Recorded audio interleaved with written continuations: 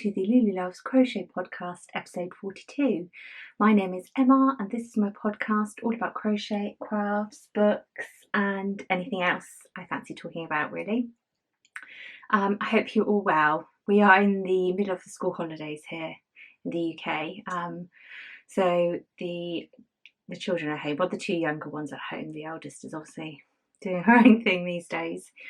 It's been really rainy actually, and today I've decided to film. The sun has come out typically, so hopefully I'll be able to get out with Lulu this afternoon. But yes, I've been really quiet actually. I don't know about you, but we haven't really done very much. We didn't book a holiday. We didn't really feel ready to book a holiday, and everywhere that we do go seems to be really, really busy. And since spending 3 weeks in isolation, I'm a bit wary about where I go. So we haven't been up to too much, and the weather's not been great either. But hopefully we will get to do a bit more over the next few weeks before they go back. I'm starting to get a bit of mum guilt, if I'm honest, about not having too much planned for them. Although, you know, they're teenagers. Well, I mean, the oldest is, Lulu's not quite a teenager, but they both really just want to do their own thing. They're a bit boring, really. I have to wait around in the morning now for them to wake up. So, yeah, that's a bit sad. Anyway, I thought I would come on and film today. I haven't been very productive, but, you know, what's new? So, but I do have a few things to talk to you about. So I've got some works in progress, a couple of finished items, some new books, and oh, my partnership with Skillshare as well. I've been working with Skillshare for the past few months. I did an exciting class with them this month, something creative, so I'll share that with you later. So yeah, so I think we'll just get started with finished objects. So I think I mentioned these in the last podcast, maybe the one before, I don't know, but they are the Lacey headscarves. Now I had been reworking the pattern that was an old pattern that was part of my column for Inside Crochet many years ago, I think back in 2014. And I had a couple of email requests and a couple of messages about this pattern, and you still can get it in the issue if you buy a digital issue. I think it was issue number 55, but I will put all the details in the show notes below. So if you do have that issue hanging around, you'll probably have the pattern. I did actually change it a little bit. The you know, the essence is the same, the pattern is the same, but I tidied up the edging, and I just think as I've, you know, my crochet has progressed, I've learned some new tricks, and I just wasn't very happy with how I'd written the edges, which was, you sort of have to, you had to sort of slip stitch across to get up. And I found a different and a tidier way of doing that, which doesn't really make much of a difference to the pattern, because once you've crocheted over it in your edging, you don't really see those slip stitches, but I just felt a lot happier with it. So there is a revised pattern for that. It is free on the blog, and there is, if you like to print your patterns or you don't like the ads that are in the blog, I don't really have any control about where they get put in the blog at the moment, so I understand that that could be frustrating. So there's an inexpensive PDF that you can buy on Etsy, Ravelry, and I think Love Crafts. So, you know, that's there if you want it. But they're just adorable. I love wearing them, and I love seeing my girls wearing them. And both, you know, my eldest is 21 and Lulu's 12. Are we at 12 yet? Oh my gosh, how old is Lulu? Yeah, she's 12. Oh dear. So there we go. And they both really have loved wearing them, and to the point where while I was making the pattern and they both saw what I was making, they both asked for them. So I spent about a week just making up little headscarves in the evening. And you know, it's a lovely pattern because you can just finish it of an evening and you feel like you've achieved something. So they are beautiful. I have one of myself. This one is mine. Lulu picked cream. She has dark hair like me, so she picked cream as well. But my eldest daughter is blonde, and she asked for one in a green colour. And I already had, I think this is Sheepyear's Cotton 8. Don't have it up here, but basically they're a fingering weight 4-ply cotton.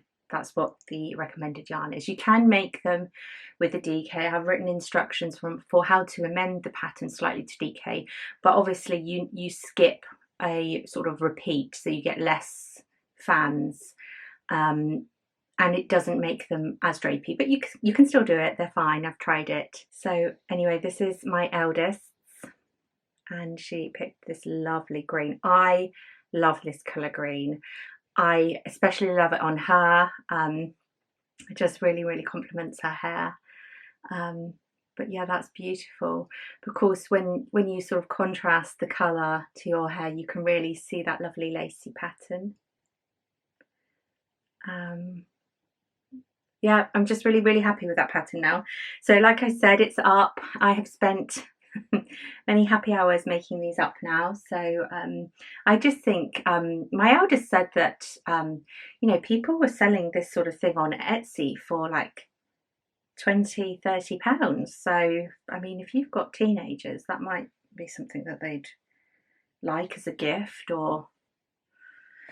and that's inexpensive, because that's, you know, what, maybe an hour or two of your time, and one, not even a 50-gram ball of yarn. So that's really nice. That's that. The other thing I finished, I don't have on me because it has gone to its new owner finally, and that is the blanket that I was making for my nephew. I shared that in the last video, so you can have a look over there if you want to. I've been working on it for a very long time. And yes, it's finally with him, so I'm really pleased. All I did, because I'd actually finished the blanket, it was a granny square blanket in that kind of checkerboard style. I will link to the farmhouse blanket post that I've got on my blog, because that's really the method I use. But for the edging, I just did plain granny stripes all the way around, and I alternated white and then picked one of the colours, white, and then another one of the colours, just to give it a bit of extra length really. So I'll put some pictures up so that you can have a look. Yeah, I was really pleased with the way it came out, and hopefully it will, because it's chunky yarn. I used paint box, mostly paint box chunky, for that blanket, and a 6mm crochet hook. You know, I think that should be quite robust as a blanket for him. So it's not one that I would advise he, you know, slept under, although, you know, you could, but so yeah, that has gone off. So that's, yeah, I feel relieved, because I had been hanging on to that for a long time, it felt like. And I don't really know why it took me so long, because a blanket, you know, in chunky yarn shouldn't take that long at all. But there you go. So that's it for finished items. I have also a couple of whips on the go. One you would have seen before, one is completely new, and it was verging on being a finished object, but it's not. It's quite simply. So Lulu had had spotted some crochet bucket hats, and she loves a bucket hat, you know, especially, I suppose, well, maybe not so much summer, but she seems to wear them all the time really. So anyway, we'd seen lots of crochet ones, and I sort of said, oh Lou, I could make you one of those, would you like me to make you one? And she said yeah, and we had a look, and I found a lovely tutorial on YouTube actually, and it was in this design, which is what she loved. So it had these lovely embroidered daisies on it. Now I haven't finished mine, they get sort of put around the hat, and then you you know, just embroider, oh that's not showing up, there we go, you just embroider some sort of French knots to make the middle of the daisies. So I did not I did not follow the tutorial, I just used it as a guide, but the pattern, if you would like it, is from, let me just check my notes. So it's from Strings Attached Crochet, and she, I will put a link, it's called the Oopsie Daisy Bucket Hat. I really love this. I think it's such a good fun project to make. The only thing is that, you know, the black's a bit tricky to work with, isn't it? Black cotton, and it's single crochet all the way around. So that was a little bit tricky in the evening. So yeah, it's just a general, it's not going to show up because it's black. So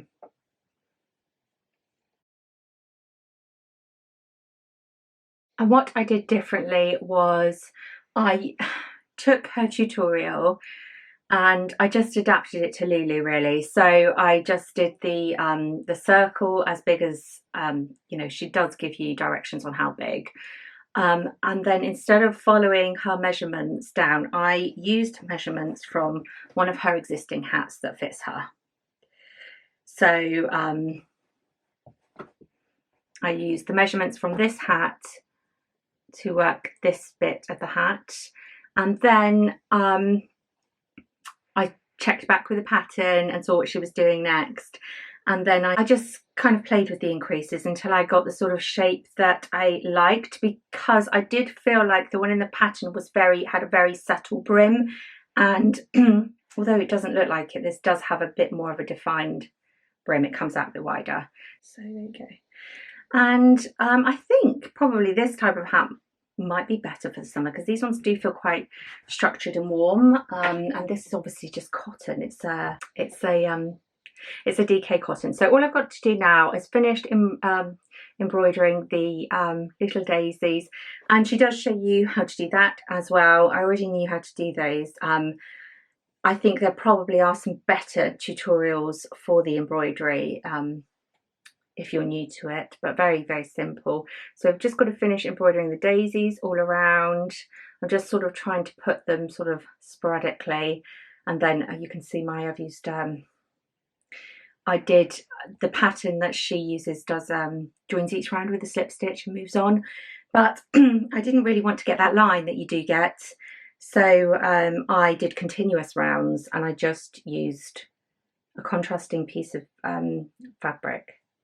contrasting piece of yarn to mark the beginnings, and just counted my way around, really. So I'm really, really pleased with that. She loves that. She's really happy with it. So yeah, that's another one. If you've got sort of teenage daughters, they might be interested in that, or pre-teens. I mean, Lulu's not quite a teenager yet, not that you'd know it. So there you go, it's another fun project, and I have probably been working on that for about 3 or 4 nights. Maybe you could do it faster, but I do find single crochets repetitive, you know, single crochets ever so boring, so I could only sort of work on it for an hour or so at a time, really. And then, where are we at?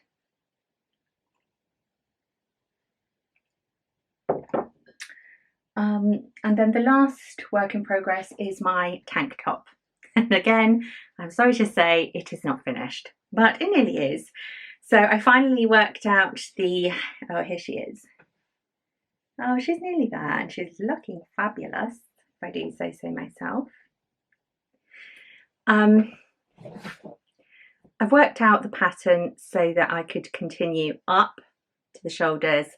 I left the back blank and done some decreases there for the neck, slightly more at the front. So all I need to do now is join the sides.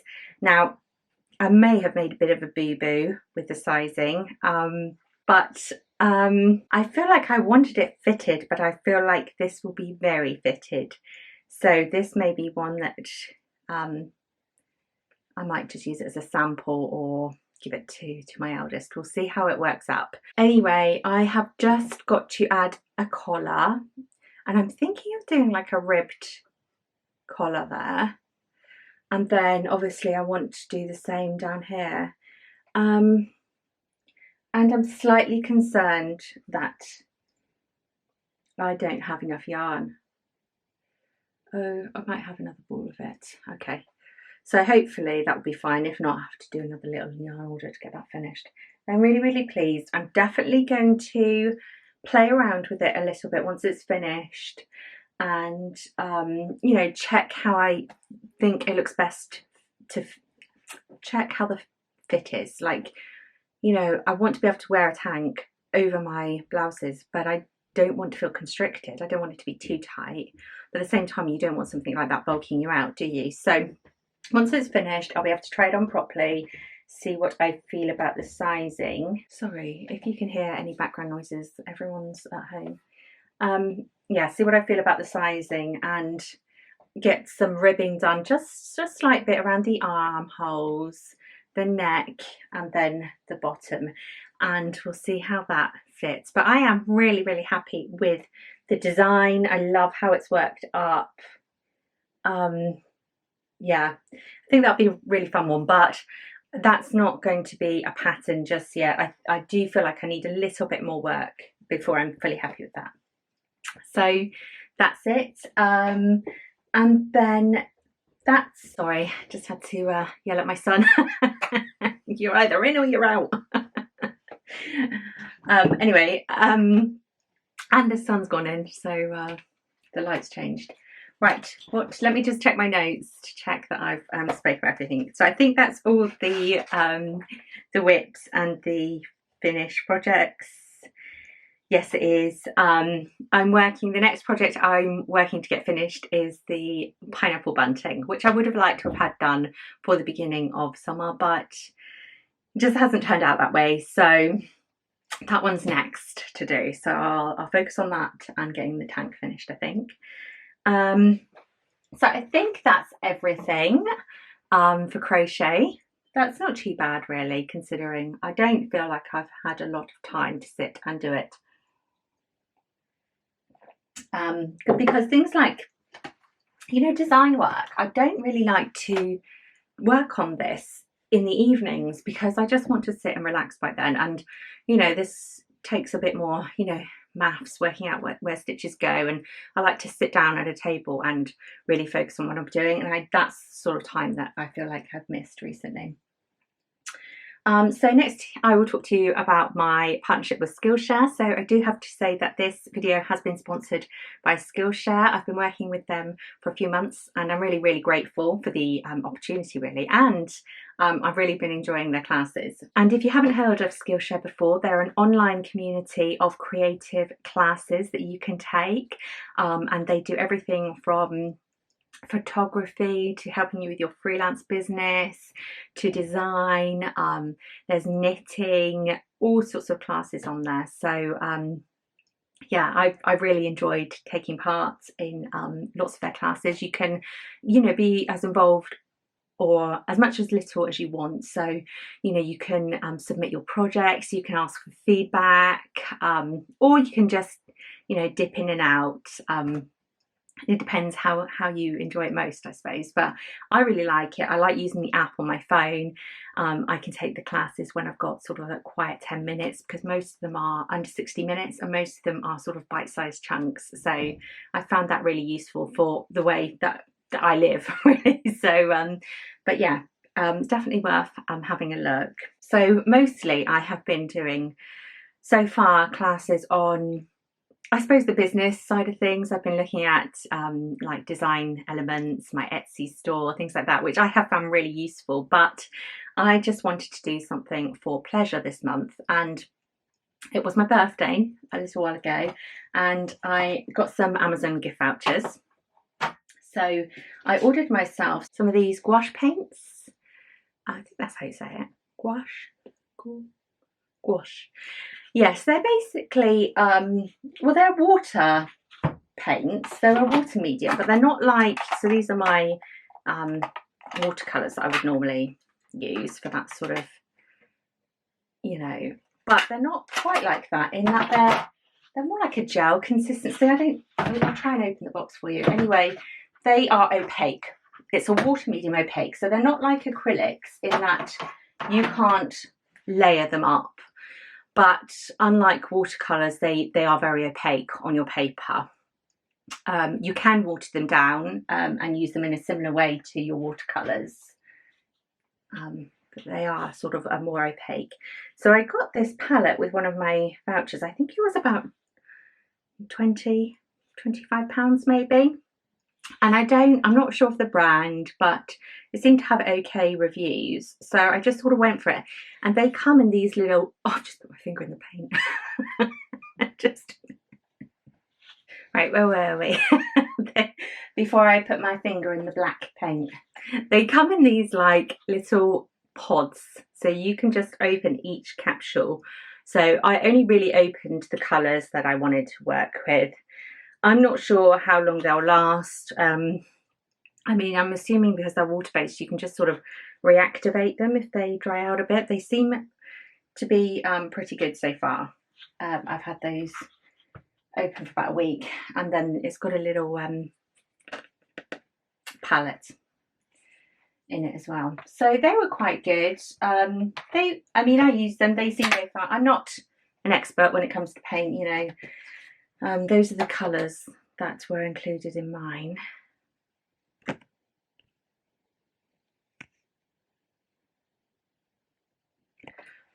That seemed enough for me to work with. So I picked a class on Skillshare. I went straight to Skillshare, and I really wanted to do some folk art because I love those paintings, those sort of traditional folk style paintings, the flowers, the roses, and I really wanted to have a go at something like that. So I thought that these paints would be like a perfect medium for that because they have got that sort of opaque. So I did find a class, and I'm just going to read the name of the class too from my notes, but it's Modern Botanical Folk Art. Draw and paint whimsical flowers and leaves using gouache and watercolour by Peggy Dean. And it's actually a class that I'm still working through. So I've worked through most of it. I think it might be an hour and a half, this one, maybe 2 hours. Again, they're all put down in sections. I really enjoyed her class. She talked you through finding inspiration, how she organises her Pinterest boards, for example, to look at colour inspiration, flower inspiration, how to start planning, I suppose, your artwork, or how to feel comfortable around the colours that you pick, what's going to work well together. And what I found most useful was she starts with a guide. So the first class, I think, or the sort of first bit of the class where you put sort of anything on paper, is really a guide. And I mean, you can't, I've done a sort of tulip, a folk arty tulip. You can't really see from this, but this was done with the guide that she showed. So it's basically a circle, and a circle here and a circle there, and then some sort of straight lines, and you then put your idea onto that. So and she draws alongside you. So my idea was for a tulip, and I think Peggy does some sort of I think it might even have been a made-up flower. So it is really good at sort of getting you just to go with it. Just draw what you feel like. It doesn't have to be a real flower, but I did choose a tulip. I thought that was quite a sort of traditional one to do, and she talks you through sort of layering your colours and, you know, doing these small little details. So I really enjoyed that. I spent a good hour just sat with the video playing and painting alongside it. I do think I need some new brushes. I mean, I know an artist shouldn't blame their tools, but I would have liked to have done some finer work. But I really enjoyed it. It was very mindful, very therapeutic. And the next part of the class is, I think, to do what's next? Pattern play. So I did actually watch it, but I wasn't participating in it because I was still here drawing my images. So it's where she shows you how to do lots of sort of traditional leaves and to create a pattern all over the page, which I think, you know, would be a really lovely backdrop for, you know, all sorts of things really. So yeah, I really recommend that. I haven't picked up my paints for a long time, and yeah, I was really pleased with that. So I will definitely do more.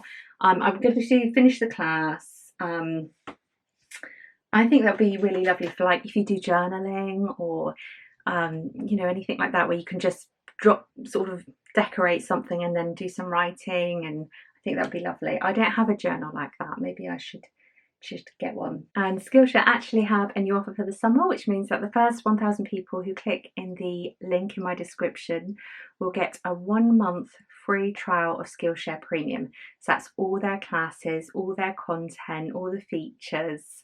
So if that's something you might be interested in, you know, have a look, go and have a read about it. As always, no pressure from me whatsoever. So yeah, like I said, you know, I've worked with them for a while now, and I did some work with them last year, and I really enjoyed all the classes I've taken, you know, and it's nice to be able to take something for pleasure, because I felt like I was getting a lot from the classes, but yeah, sometimes it's nice just to do something for fun, isn't it? So I've really enjoyed exploring that side of Skillshare this month. So I think that is everything. I'll put the link to the class that I took below, and I will put all the details in a blog post as well. So I think that's everything. Let's have a look. Yep, that is everything. I don't have any new yarn. I don't have any new objects to show. Have been very good, but it was my birthday, like I said, and I did receive some new books. So I was also very kindly sent some books from some publishers. So I'll show you those first, actually, because they're a bit more creative. Let's have a look. So David and Charles very kindly have sent me 2 of their new releases. I'll show you this one first, actually. This one is 100 paper pieced quilt blocks, fun foundation piece blocks for happy sewing.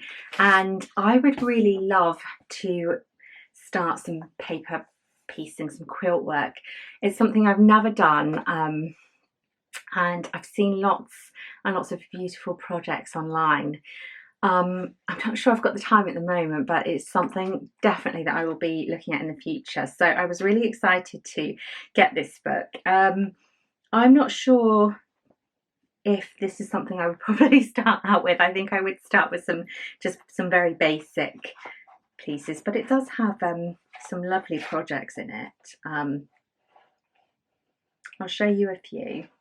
I mean, there's lots of instructions on how to do it. And there are some simpler ones, and then you've got some sort of more complicated ones. I like the leaf there. It's a beautiful book. Oh, I like the little beehive as well. That one's pretty. Let's see what else we've got.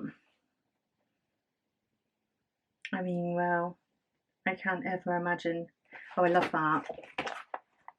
Can you see that? It's an apple.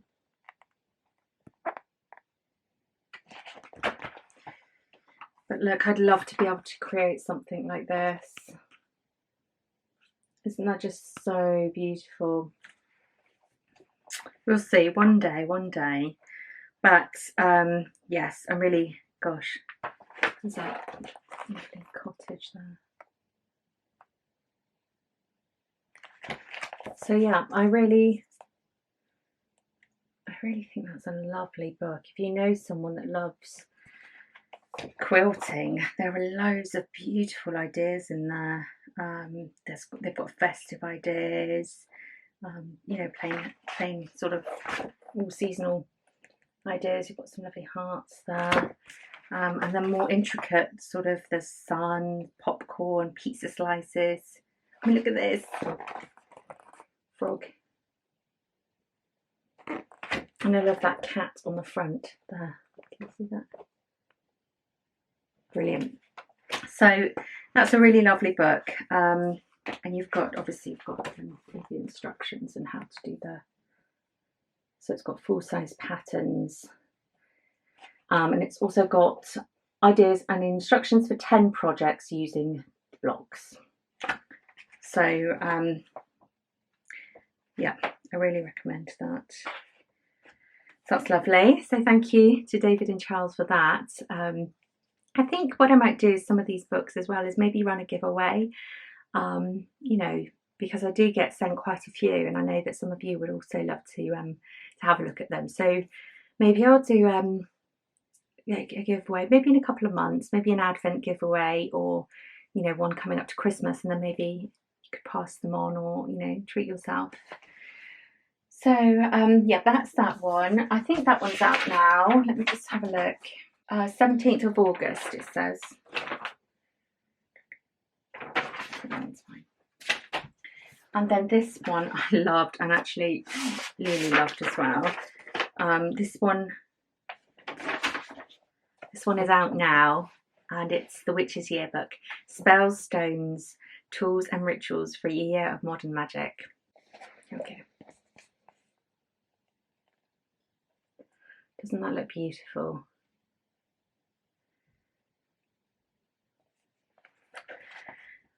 I love anything like this, so I was very excited to get this one, and it is absolutely beautiful. So it takes you through all the sort of holidays and gives you sort of tools and knowledge you need to unveil the magic that surrounds you and activate your hidden powers. Love that. Learn how to tap into the healing power of plants, the pull of the moon, the wisdom of ancient trees, and the spiritual rewards of creativity to enrich your journey and to sprinkle magic over everyday life. So this book includes spells, remedies, rituals, affirmations, solstices, sabbats, elements, symbols, plants, crystals, amulets, stones, tarot, runes, folklore and crafts. And it's beautiful. Let me find something to show you. Oh, just want to do them all. So there's a little craft there, look.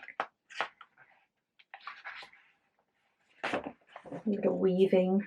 Oh, should we see this? Yeah, lovely. And then we've got,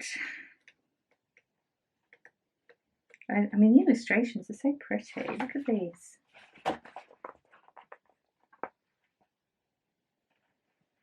So I love this sort of book because you can just dip in and out of it. And actually, Lulu saw it, and I think this is going to disappear into her room because I said I needed to hold on to it to show you, but she's very into sort of crystals and plants and the moon and astrology. They're like moon bathing. Just love that. Fancy a bit of moon bathing. So I think that's beautiful. I think that would be a perfect gift, again, for yourself or maybe for a teen. I just absolutely love that. It's very beautiful as well. So that might be one to pop on the Christmas list. So that one is out now, I believe. So again, I will put links to everything. So thank you to David and Charles. They're so lovely, and their books are all lovely as well. And then this one I was sent by GMC Distribution. So this one's by the Taunton Press. And this is Caf Clefs, Quilts in an English Village. I absolutely love Caf Clefs' work. I took Kyra and a friend to see his exhibition at the Museum of Fashion in London. Gosh, probably 10 years ago now. And I do have actually some yarn, I think, some Caf Clefs yarn. But I love his quilts and his quilt designs. I mean, this is the ultimate for me. It's just the fabrics and the choice of colour. Oh, they're so pretty, but look at these pictures.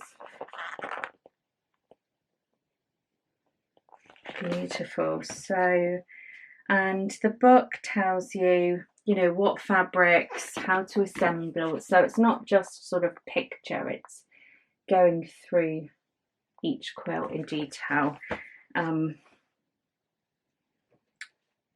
yeah, the binding, the sashing, borders. Let me try and find another one that I'm particularly drawn to. Oh, look at that. Can you see that? Isn't that beautiful? Oh, I love that. Starry Night. Oh, they're just beautiful. The fabrics and the...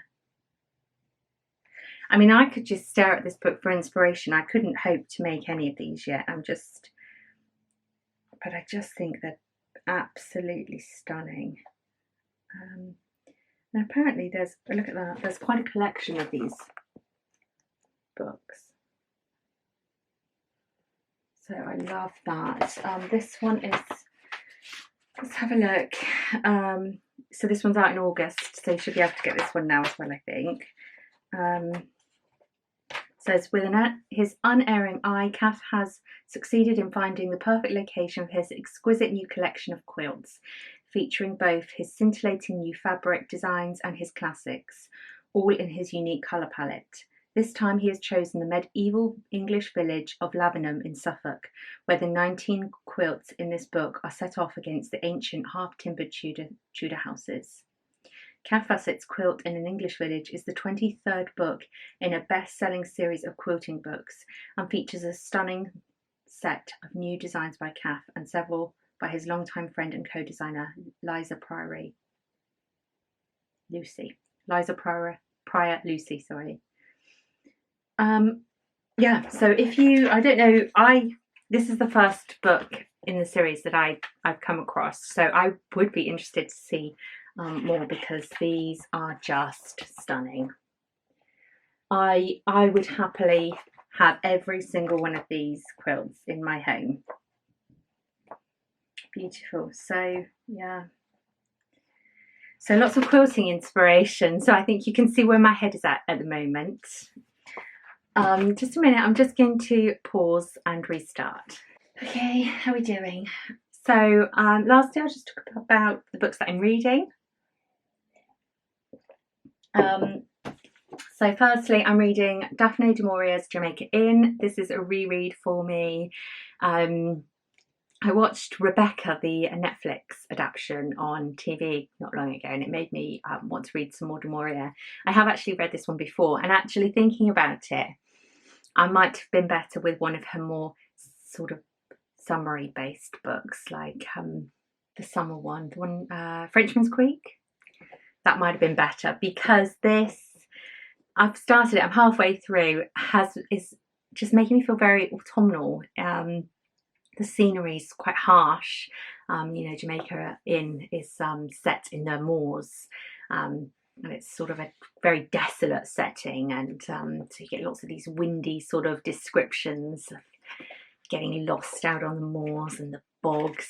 So I'm enjoying it, but I'm wondering if maybe I would have enjoyed it more if I just waited a month or so. But I love this copy. I actually bought this copy of the book from the Jamaica Inn in Cornwall on one of our holidays years and years ago, and it's actually stamped.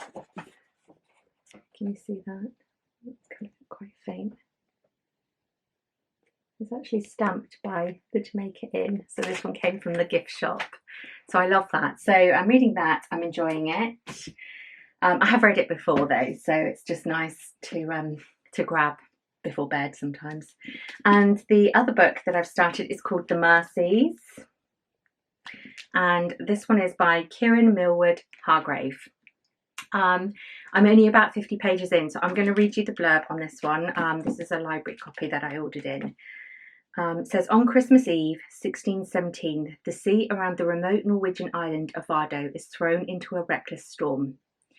As Maran watches, 40 fishermen, including her father and brother, are lost to the waves, the menfolk wiped out in an instant. Vardo is now a place of women. 18 months later, a sinister figure arrives, summoned from Scotland to take control of a place at the edge of the civilized world. Absalom Cornet knows what he needs to do with to do to bring the women of Vardo to heel. With him travels his young wife, Ursa. In Vardo and in Murren, Ursa finds something she has never seen before: independent women. But Absalom sees only a place flooded with a terrible evil, one he must root out at all costs. Inspired by the real events of the Vardo storm and the 1621 witch trials, The Mercies is a story about how suspicion can twist its way through a community and a love that may prove as dangerous as it is powerful.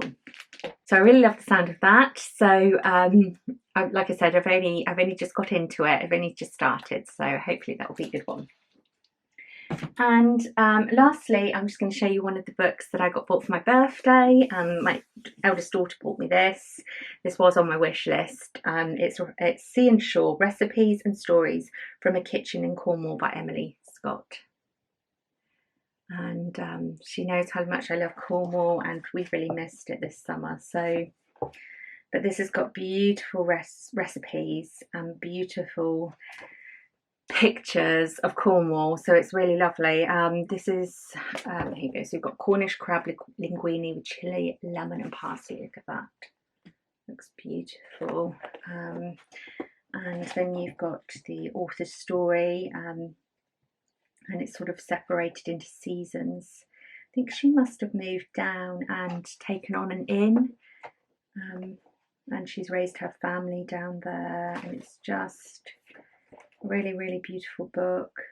Pavlova with whipped cream, poached rhubarb and pistachios. Look at that, that's beautiful.